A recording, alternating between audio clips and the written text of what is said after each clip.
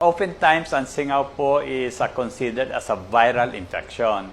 Ngayon, kung susundin natin yung sinasabi ni Dr. Pierre-Jacques Anton Bicham na yung any form of infection po, ang sanhi po ay dalawang bagay lang. Ang una po ay yung kakulangan ng sustansya at saka yung pangalawa ay excess ng mga toxins sa inyong katawan. Ngayon, kung kulang kayo sa sustansya, syempre magiging mahina ang inyong cells, specifically yung immune system na labanan ang infection. And in this case, a viral infection.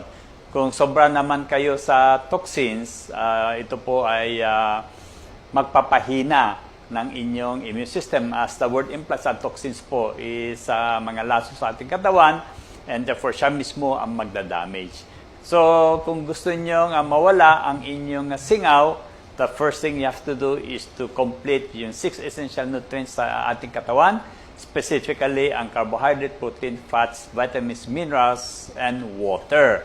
Ngayon, yung unang 4 na nabanggit ko, which are carbohydrates, protein, fats, and vitamins, madali po yung kunin sa mga pagkain natin.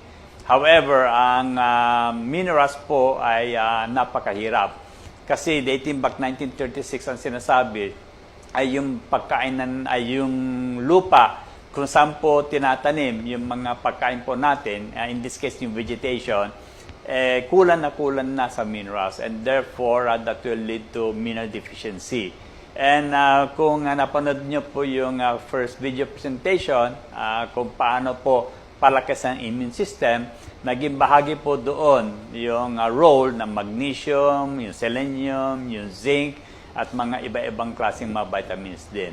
So, kung gusto nyo mawala yung singaw, you have to eat them. And then, syempre, para matanggal yung lahat ng mga toxins, ang pangunahing inumin na dapat nyong iinumin ay tubig lang. Kasi ang tubig lang po ang pinakamagandang panlinis sa ating katawan.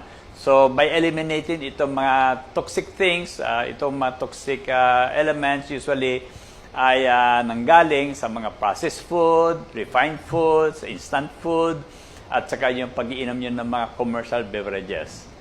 Alam nyo naman, itong mga commercial beverages hindi naman nakakalinis, kundi nakakadagdag pa itong mga toxins sa ating katawan. So, yun, kailangan i-correct.